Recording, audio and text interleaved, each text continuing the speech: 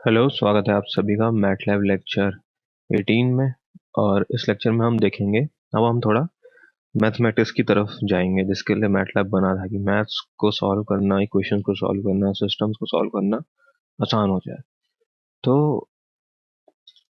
अब मैं आज हम पढ़ेंगे कि सिस्टम ऑफ लीनियर इक्वेशंस को कैसे सॉल्व करते हैं। ठीक है, तो मैं एक नया फोल्डर बना लेता हूँ, न्यू फोल्डर, लेक्चर 18, इसका नाम दे देता हूँ और इसको मैं ऐड टू पाथ कर लेता हूँ। ये आपका भी हमेशा करना, और इसमें जाके एक मैं अपनी फाइल बना लूँगा, लाइव स्क्रिप्ट फाइल, जिसमें मैं लिखूँगा लीनियर अलजेब्रा या लीनियर अलजेब्रा लिख देता, चलो ठीक है। तो मैट्रिसेस की इंपॉर्टेंस आपको पता लगेगी। ठीक है, देखो, जो लाइव स्क्रिप्ट फाइल होती है उनमें तुम स्पेस दे सकते हो। तो ये सब तुम्हें प्रैक्टिस के साथ साथ, अपने आप एक्सपीरियंस के साथ साथ आ जाएगा। तो अभी हम देखते हैं कि अभी मैं पहले बता देता हूँ कि लीनियर सिस्टम ऑफ इक्वेशंस क्या होता है। अगर आपको नहीं पता है बेसिक मैथमेटिक्स, वैसे आपको पता होगा, अगर आप मैटलैब यूज कर रहे हैं तो इतना तो आपको पता होगा ही। फिर भी मैं आपको बता देता हूँ कि देखो, जैसे मान लो 3 वेरिएबल की इक्वेशन है या 2 वेरिएबल की, वो भी चलेगी। तो इसको एक तरीका होता है जो हम पढ़ते हैं, आपने ये पढ़ा होगा, 4z = 0, 3x माइनस, मैंने कुछ भी रैंडम ले लिया, हो सकता है इसका सॉल्यूशन भी हो या ना हो। ठीक है, जीरो नहीं ले रहे हम, इसे होमोजेनियस, इसको 10 ले लेते हैं और इसको 2 ले लेते हैं। ठीक है, तो मेरे पास 3 इक्वेशन है, 3 वेरिएबल हैं। तो हमने ये पढ़ा है कि आप ऐसी इक्वेशंस को मैट्रिक्स से सॉल्व कर सकते हैं। एक तरीका होता है, जैसे आप एक मैट्रिक्स बना लें XYZ, और इसके कोफिशिएंट की एक मैट्रिक्स बना लें 2 -1 1 1 -2 4 3 -11 2, जो कि बराबर होती है मेरे सॉल्यूशन के, जो कि 0 10 2। ठीक है, तो हम यूजुअली पढ़ते हैं, जैसे मान लो इसको तुम ए मैट्रिक्स कह दो, इसको तुम एक्स कह दो, इसको तुम बी कह दो।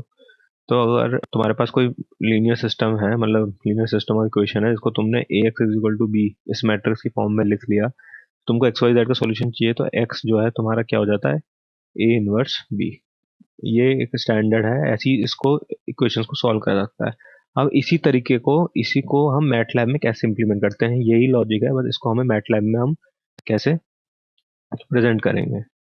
तो अभी मैं एक क्वेश्चन लेता हूँ, एक जो भी जिसका सॉल्यूशन मुझे पता है, मैं वैसे ही क्वेश्चन लूंगा अभी। और वो, एक मिनट, तो उसका, देखो मैं क्वेश्चन लेता हूँ ये, तो मैं ए मैट्रिक्स अपनी लिखता हूँ। ए मैट्रिक्स मैं लिखता हूँ, ए इज इक्वल टू, मैंने तुमको बताया था मैट्रिक्स है, देखो मैट्रिक्स इंपॉर्टेंस आ गई ना क्वेश्चन सॉल्व करने में। तो मेरी क्वेश्चन है x + 2y - 3z। ठीक है, तो x का कोएफिशिएंट 1, y का 2, 3z, ये पहली रो हो गई। अगली रो मेरी क्या है, -3x - y + z, सो -3 -1 और 1, -3 -1 और 1।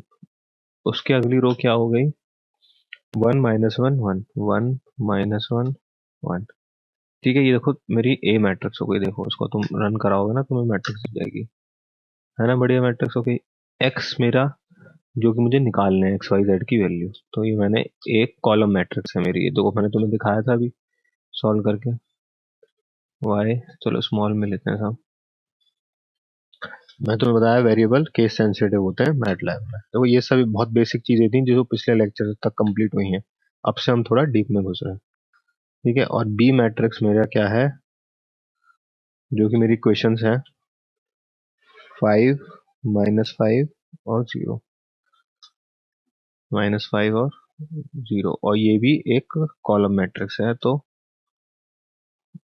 कॉलम कैसे, देखो हमको मैंने बोला था, तुमको बताया था कि कोई सी मैट्रिक्स को तुम ऐसे लिखते हो, ए स्क्वायर मैट्रिक्स, एक्स सिर्फ कॉलम है, बी भी कॉलम मैट्रिक्स है। ठीक है, तो ये मेरे पास 3 मैट्रिक्स हो गई, A X is equal to B. अच्छा अच्छा, देखो तो इसने क्या करा है, इसने, इसको हमें डिफाइन करने की जरूरत नहीं है, क्योंकि ये तो आंसर है ना मेरा सॉल्यूशन एक्स। तो अब मैटलैब में X is equal to A inverse B करते हैं, मतलब यहाँ पे ध्यान से देखो, यहाँ तुम्हें करना था X is equal to, normal अगर इक्वेशन होती है तो बी बाय ए, तो 1/a मेरा ए इनवर्स होता है, इसलिए मैंने ऐसा ऐसे लिख देता हूँ। तो बी बाय ए मैट्रिक्स, इसमें जब सिस्टम ऑफ इक्वेशन तुम्हें सॉल्व करना है, तो तुम यहाँ पे इसको ऐसे करोगे, एक्स इज इक्वल टू ए तुम्हारी जो मैट्रिक्स है बैक स्लैश ही होता है ना, बी। तो अब ये तुम्हारे देखो तुम्हें सॉल्यूशन देगा एक्स का। देखो एक्स तुम्हारा है 1.25 1.5 और 0.25, तुम उसके इक्वेशन में सेटिस्फाई भी कर सकते हो। तो ये एक तरीका है, ठीक है, system of linear equation solve करने का। ठीक है, अब ऐसा भी होता है कभी कभी कि सिस्टम का कभी अगर इनफाइनाइट सॉल्यूशन भी हो सकते हैं, अगर मान लो होमोजीनियस सिस्टम है तो ये सब प्योर मैथमेटिक्स है। ये मैं उम्मीद करता हूँ तुम्हें पता होगा कि system of linear equation non homogeneous भी होते हैं, होमोजीनियस भी होते हैं। तो हमको पता होता है कि अगर होमोजीनियस नॉन होमोजीनियस में अगर रैंक ऑफ मैट्रिक्स और rank of augmented matrix equal to number of variables है तो मेरा यूनिक सॉल्यूशन आता है। तो अगर एक तो इससे मतलब मैं तुम्हें ये क्यों बता रहा हूँ, मैं मैथमेटिक्स में नहीं जाऊंगा, घबराने की जरूरत नहीं है। बस इतना बता रहा हूँ कि रैंक एक चीज होती है मैट्रिक्स की, तो उसके लिए मैटलैब में एक फंक्शन होता है रैंक। तो उसमें तुम सीधा मैट्रिक्स डाल दो तो तुम्हें मैट्रिक्स की रैंक दे देगा। देखो उसने रैंक दे दी ना। ऐसी मान लो तुमको इनवर्स चाहिए मैट्रिक्स का ना, तो इनवर्स की एक उसको मुझे ए इनवर्स में स्टोर करा लेता हूँ। तो ए इनवर्स होता है ए इनवर्स बी। तो ए इनवर्स की कमांड होती है INV ए। ये देखो उसने तुम्हें इन्वर्स दे दिया। अब तुम सोच रहे होगे कि जैसे हम नॉर्मल मैथमेटिक्स में करते थे, X is equal to A inverse B कर दूं तो भी तो मेरा आंसर आना चाहिए। तो बिल्कुल आएगा तुम्हारा आंसर। देखो तुम्हारा सॉल्यूशन लाते हैं, सॉल्यूशन एक वेरिएबल बनाते हैं, ए इनवर्स हमारा निकाल लिया हमने। इसको मल्टीप्लाई करते हैं हम किससे, बी से। और मैट्रिक्स मल्टीप्लीकेशन होता है, हमको पता ही है ये बात। ठीक है, तो कंट्रोल एंटर करो। तो देखो मेरा सॉल्यूशन से 1.2 1.5 0.25 है ना। तो यही बताना चाह रहा था। तो मैट्रिक्स में एक डायरेक्ट कमांड है बैक स्लैश को यूज करके तुम सीधा कर सकते हो, पर ये हमेशा तुम्हारा जो ये रेक्टेंगुलर मैट्रिक्सेस या स्क्वायर मैट्रिक्सेस होती हैं उसमें ही काम करेगा ये। ठीक है, तो इसको ध्यान से यूज करना, नहीं तो ये तो स्टैंडर्ड है। तो इस लेक्चर में मैंने को तुमको रैंक बताया, मैंने तुम्हें निकालना इनवर्स कैसे निकालते हैं मैट्रिक्स का, और सिस्टम ऑफ लीनियर इक्वेशन कैसे सॉल्व करते हैं, चाहे 2 वेरिएबल हो 3 वेरिएबल हो, उसको बस मैट्रिक्स में तुम्हें लिखना आना चाहिए, तुम आराम से सॉल्व कर सकते हो। तो क्या पावरफुल टूल है ये। तो अभी कॉपी पेन में तुम कितना टाइम लगा रहे होते इन सब चीज़ों में। ठीक है, मान लो तुम्हें डिटर्मिनेंट होता है एक चीज़, तुम्हें मैट्रिक्स का डिटर्मिनेंट फाइंड करना है तो उसका होता है DET। ए का तुम्हें डिटर्मिनेंट फाइंड करना है, देखो डिटर्मिनेंट दे देगा 20, है ना। तो ये सब चीज़ें हैं। बाकी और भी बहुत फंक्शन होते हैं, जैसे जैसे यूज आता जाएगा तुम सर्च कर लोगे तो तुम्हें चीज़ें मिलती जाएंगी। पर इतना तुम्हें बेसिक पता होना चाहिए कि इनवर्स डिटर्मिनेंट और ये कैसे निकालना है। देखो एक आइजन वैल्यूज के लिए भी कमांड होती है, तो मेरे को हल्की सी याद आ रही है तो मैं हेल्प में जाऊंगा। देखो कुछ भी याद आता है ना तुम्हें, हेल्प EIG होता है। देखो देखो देखो EIG produces a column vector E containing the engine values of उसका। देखो ईजन वैल्यूज तुम EIG से निकाल सकते हो, तो यहाँ निकाल के देख लेते हैं। तो ये एक इंपॉर्टेंट चीज़ है जैसे आइगन वैल्यूज निकालना, इसलिए मैंने तुम्हें यहाँ जाके बता दिया। देखो उसने कॉम्प्लेक्स सेंस की आइगन वैल्यूज। तो बस ऐसे तुम पूरा system of linear equation solve कर सकते हो।